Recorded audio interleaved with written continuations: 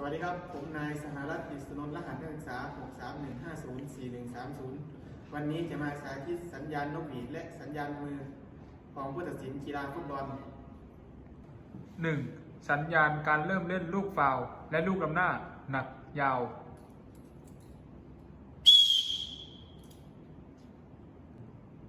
2. ลูกออกนอกสนามหนักสั้น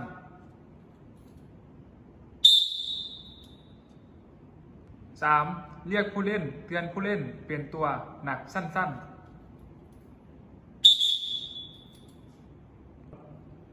4. หมดครึ่งเวลาแรกหนักสั้นหนักยาว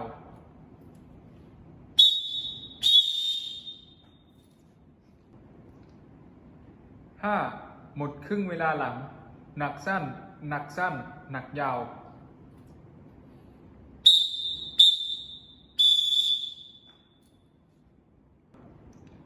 สัญญาณมือของผู้ตัดสินสัญญาณที่ 1 การเตะเริ่มเล่น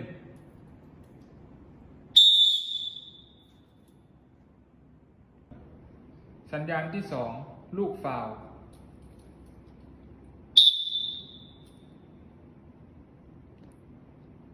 สัญญาณที่ 3 ลูกออก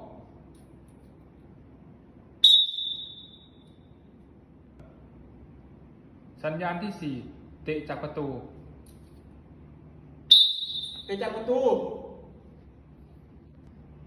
สัญญาณที่ 5 เตะจากมุม เตะจากมุม สัญญาณที่ 6 ลูกได้เปรียบ ได้เปรียบเล่นต่อไป สัญญาณที่ 7 จุดโทษ